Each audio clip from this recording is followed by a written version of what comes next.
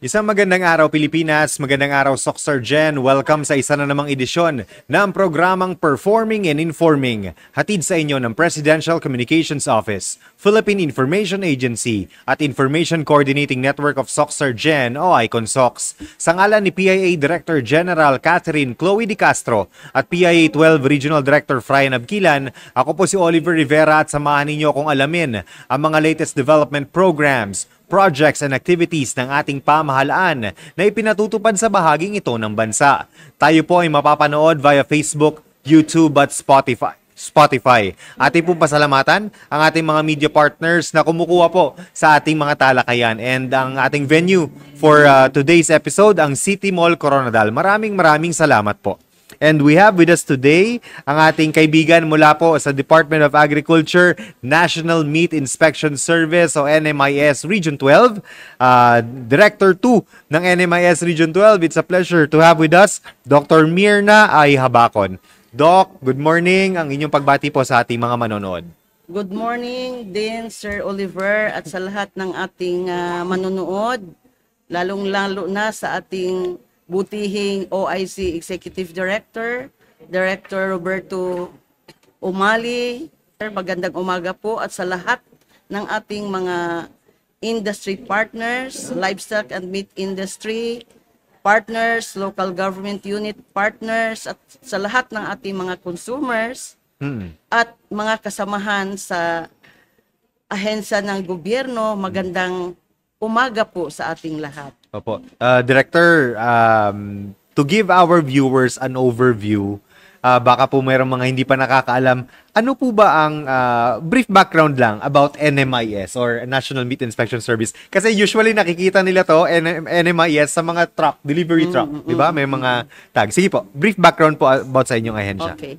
So, si National Meat Inspection Service or NMIS is a specialized regulatory agency tasked to formulate, promulgate, and implement laws, policies, programs, and projects governing the post-production flow of meat to protect the interest and welfare of the consumers and promote the development of the livestock and meat industry. And it's the sole national controlling and competent authority on all matters pertaining to meat inspection and hygiene, both for locally meat or imported meat. under the Department of Agriculture as mandated by RA 9296, as amended by RA 10536 or locally known as the Meat Inspection Code of the Philippines. Opo. Ano po yung mga services na binibigay ni NMIS sa publiko, ma'am? Okay. Dito sa Soxargen region, sir, there are 6 functional sections. Sige po, isa-isahin natin. May kanya-kanya silang mga Mandato. defined na mga functions. Una is ang ating ARS or Accreditation Registration Section. Okay. Na kung saan sila yung naka-task na mag-evaluate ng mga meat establishments na itatayo, no?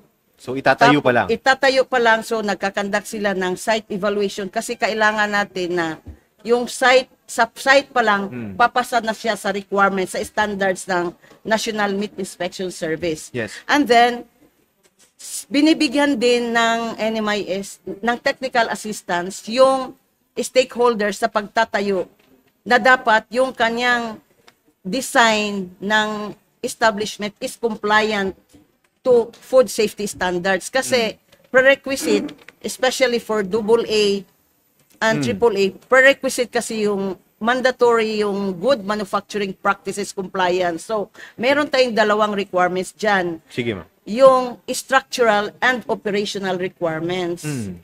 Which is, kung hindi compliant dun yung design mo sa establishment, hindi ka makakomply sa operational requirements. Kaya, sa pag-start pa lang ng construction, mag-seek talaga dapat yung recipient ng technical assistance sa NMIS. Okay. Aside from that, yung atin namang mga meat transport vehicle. Yun po, na-mention ko kanina. Oo. Oo.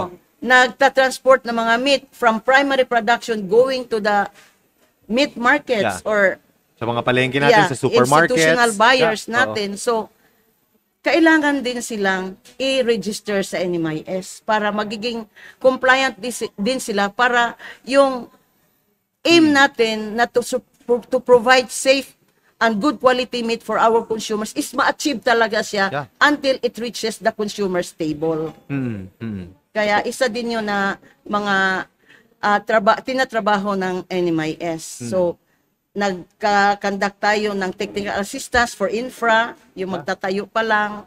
So, Meron na para tayo dun sa- magiging, qualified sila to apply for AA or AAA. Yeah. So, by the way, sir, Sige po. AA standard meat establishment are those facilities, equipment, and operational procedures that are capable to slaughter livestock or fowls intended for domestic trade. Domestic. So, Basta national, AA, domestic trade. National ang distribution. But Okay. for AAA are those equipment, facilities, and operational procedures which are eligible to slaughter livestock or fowls intended for export. Export na to. Kaya so nga, AAA. pag AAA ka, kailangan meron ka ng built-in na cold storage facility Yes. and laboratory facilities and hindi ka lang compliant sa GMP program or good manufacturing practices program kung hindi mag-go ka pa talaga into higher level of food safety which is yung HACCP.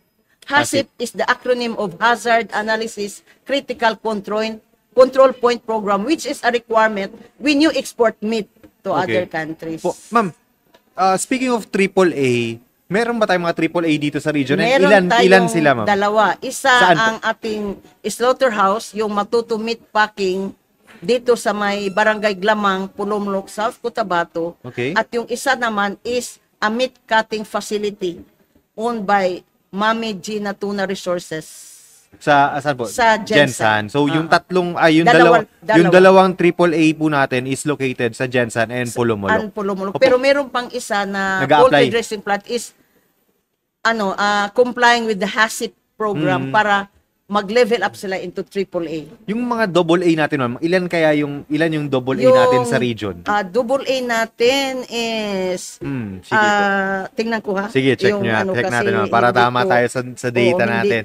Kasi opo. Memorize. Mahalagang malaman ito ng publiko. Opo. All in all, meron tayong 25 na license to operate na meat establishment dito sa Region 12. 12, okay.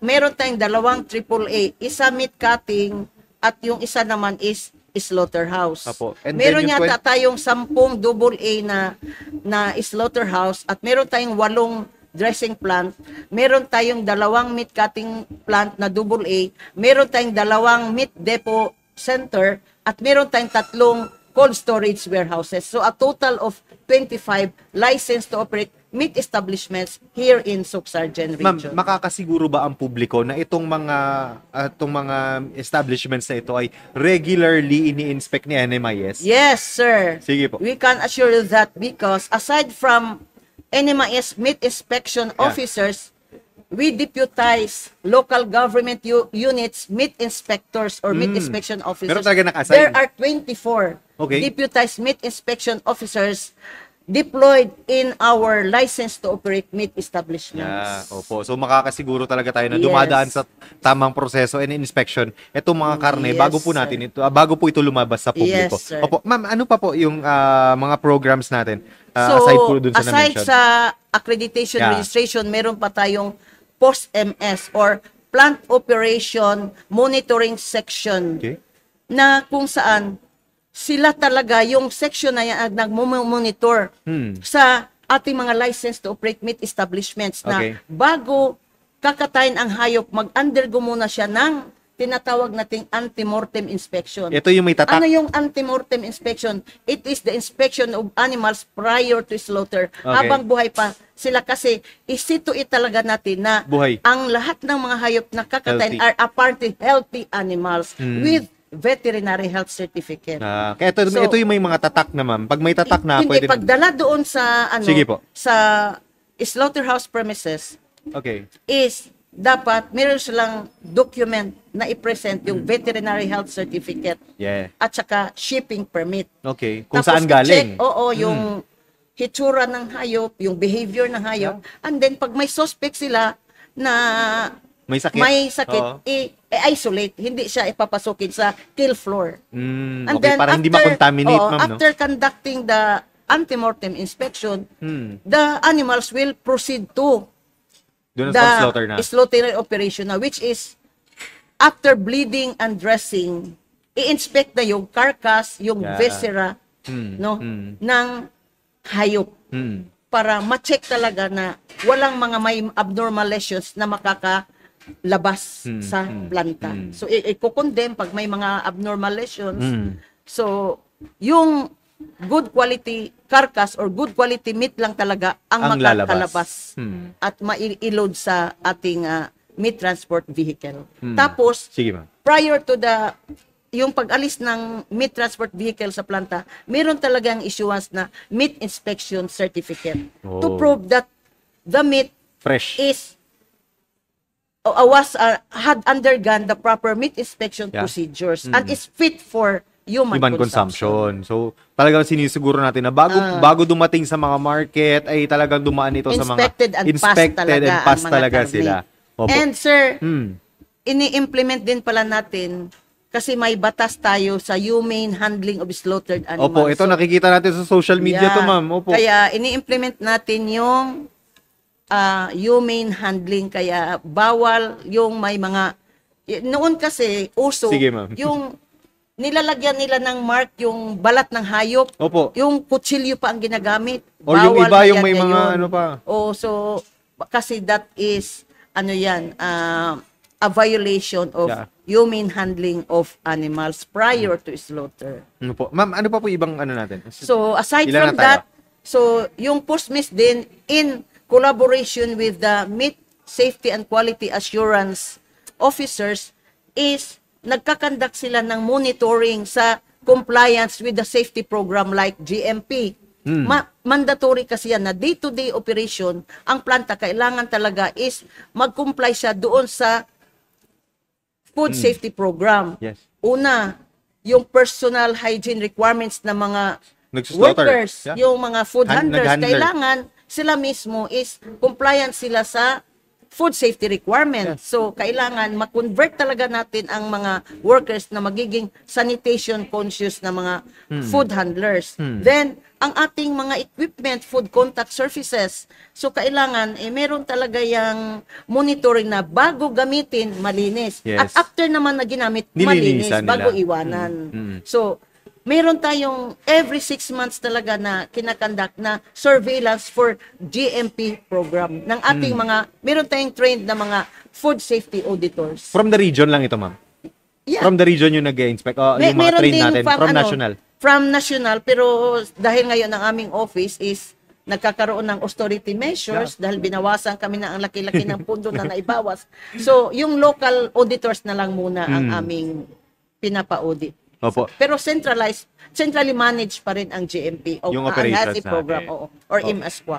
Opo. Ma'am, this October, magse-celebrate po tayo ng Meat Safety Consciousness Week or MSCW. Ano Yes, po yung sir. i-expect ng publiko ng mga programa ni NMIS in line with this celebration po?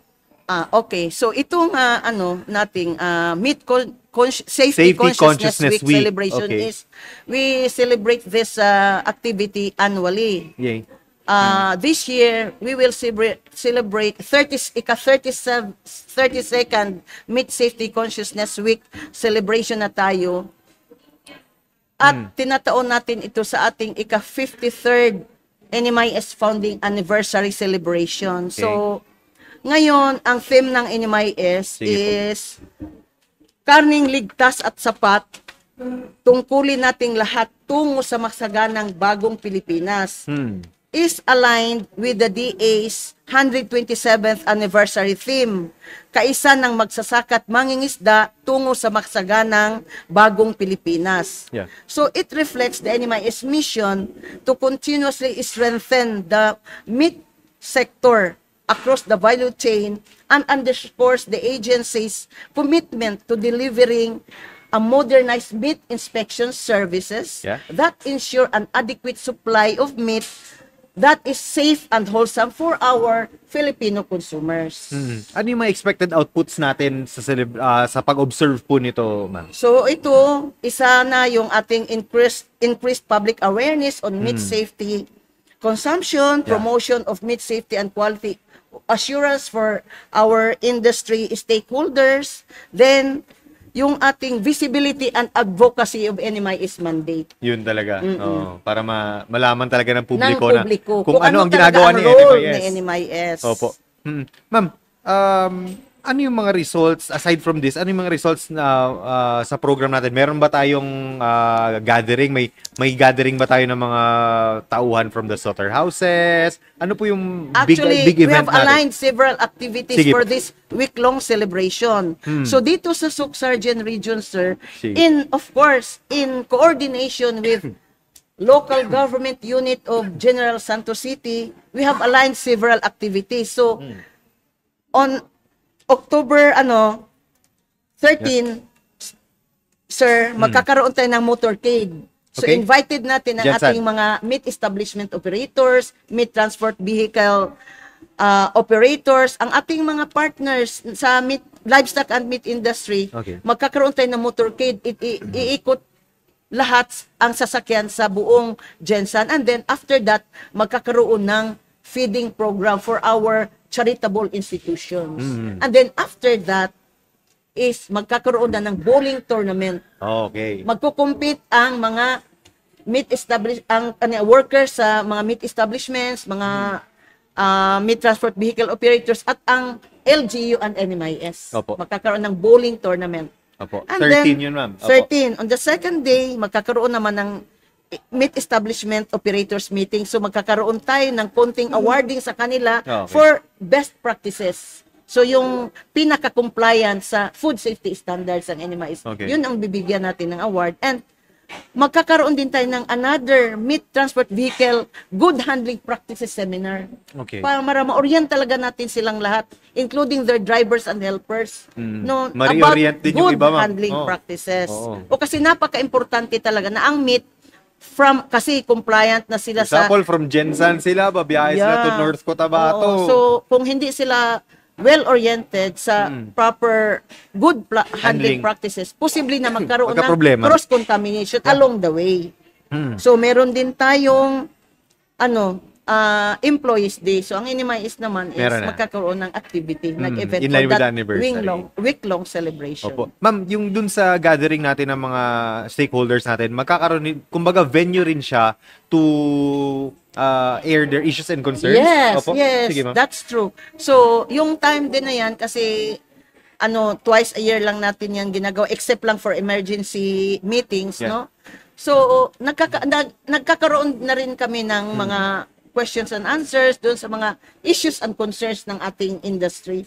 Kasi napakadami talagang din nila concerns sa region, lalong-lalo na yung fear nila na baka mag-flood ang mga imported meat items Yes, ma'am. dito sa Suksargen. Siyempre, affected din naman yung mga locally produced nila na mga karne. Opo. Ma'am, meron ba tayong mga success stories or mga LGUs na may yung worth emulating yung practices nila? For example, meron silang AA na ito yung may mga bisita tayo dito natin dinadala para makita talaga Oo, yung parang pag-handle nila. Opo. nagiging Para show maging bench. window.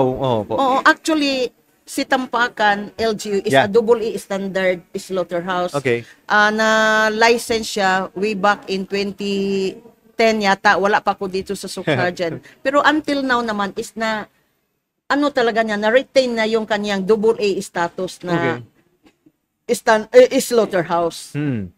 Tapos meron pa Simlang. Tapos may sumunod na ngayon, yung si Midsayap at saka si Kidapawan City. Kidapawan City. So napakalaking advantage talaga kasi lumalaki ang income ng mga LGU dahil pag AA standard ka kasi, pwede mong i-distribute ang karne within the Philippines. So, yun dapat ang i-goal I-aim ng ng ibang mga LGUs LGUs. na mag-AA talaga sila para mag-increase ang income ng LGU. And then- Because slaughtering is a business. Business, Slaughtering operation is considered as a Oh, business. and then ma'am, sa ibang, yung mga taga-ibang region, dito pa nagtitrain, right? Yeah, yung iba, dito Oo. pa nag-a-attend ng ating mga training. Opo, ang mga trainings. Opo, ma'am, paano naman natin ma-ensure ito, ma'am, coordination natin sa LGUs? Since alam natin undermanned si NMIS, Ay, okay. meron ba tayong focal per province or per munisipyo? May- Paano yung status natin? Actually, sir, yung ating mga yung dalawa kasi yung nagpe-perform talaga ng meat inspection work. For locally registered meat establishments, those meat establishments that are not accredited by NMIS, hindi Yeah. sila accredited. So automatically, si LGU, LGU ang yan. nagpe-perform. Okay. Pero ang nagkakandak ng basic meat inspection course na training is NMIS.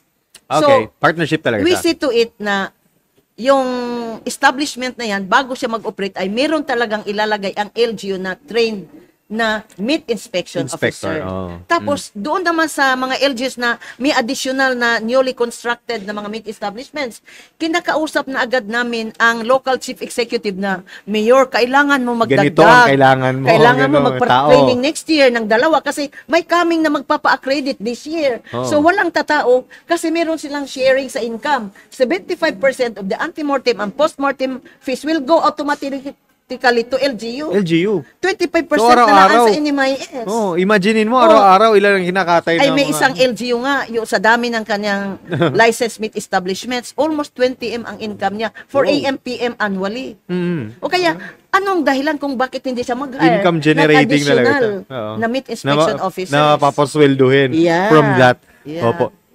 Ma'am, doon naman po, in connection ma'am sa ASF, paano ba natin ini-insure ito ma'am? Ano yung role ni NMIS dito sa pag-insure na hindi kakalat itong ASF natin? Yun, yung sinasabi ko kanina na kailangan lahat ng mga animals na dinadala sa slaughterhouse ay meron talaga silang veterinary health certificate. Yes.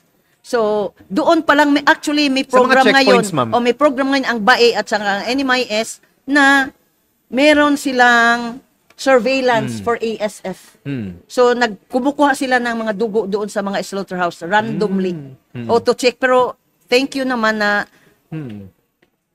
dito lately, dito sa ano natin, is wala ng mga bagong kaso sa ASF. Opo. Ma'am, doon naman sa mga ano natin, sa mga malalayong mga munisipyo, paano natin na-ensure na abot pa rin siya ng programa ni NMIS, ma'am? Meron nga tayong, Meron tayong doon. yung ating tinatawag na local meat inspection officers. So, and then sila yung annual- nagko-connect. Actually, sila ang nagsasabit ng slaughter data sa atin, Okay. sa NMIS, sinasubmit natin sa DA.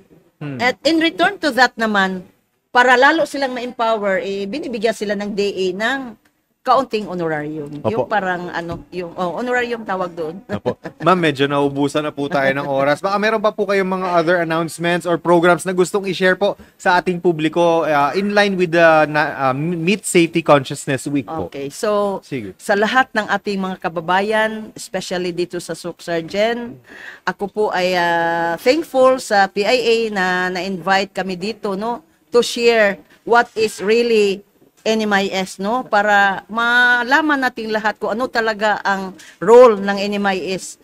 So, alam na ninyo, kaya ang ano ko ngayon, ang aking ma-suggest lang na as consumers, Yeah. ugaliin natin na bago tayo bumili ng karne sa palengke, hanapin natin ang tatak ng pagkasuri. Yung may tatak sa Ano po ito, ma'am?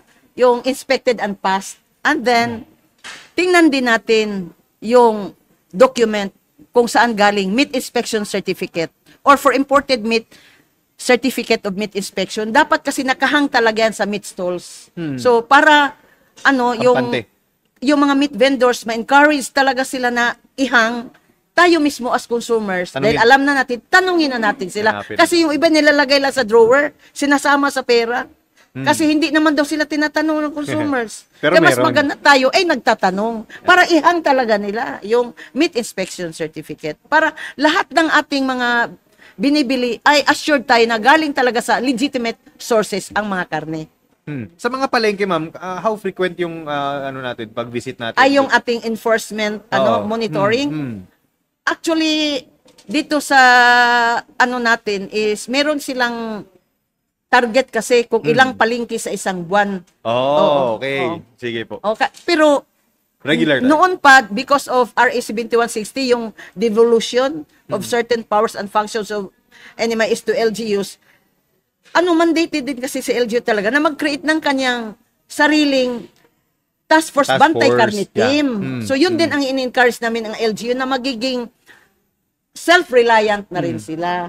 Pero anytime na may kailangan sila ng assistance sa NMIS, willing naman din kami magpadala ng support, technical support. Opo. Ma'am, ito lang, idagdag ko lang nakikita natin sa mga national na mga balita, merong mga imported meats na pumapasok. Ano yung role ni NMIS dito po? Region 12, meron na ba tayong ganitong Actually, meron na tayong arrivals dito sa Region 12 for imported meats. Okay. So, ang role ni NMIS is sa second border inspection.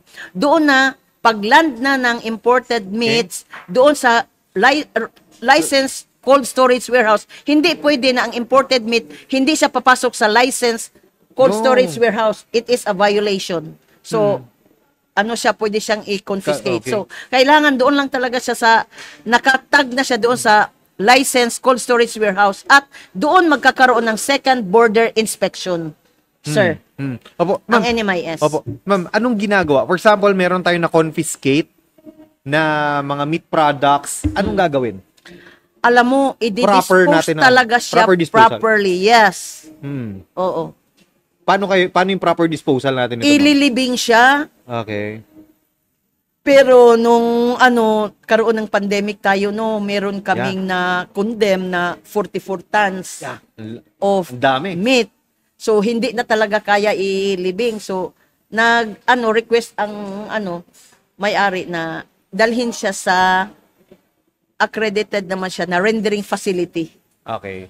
So para doon na dispose. Doon na mas mabilis kasi pag i-render. Opo. Sige. Ma'am, unless meron pa kayong ibang announcements sa ating mga LGUs or sa ating public, your last message po. Okay. So sa ating mga LGU partners at sa ating mga industry partners, maraming salamat talaga sa inyong support sa programa ng NMIS. Kung wala kayo, hindi rin namin kaya ang trabaho. Kaya kailangan talaga natin ng teamwork sa pagpapatupad ng malinis at sapat na karne para sa ating mga konsumante dito sa Soc-Sargen region.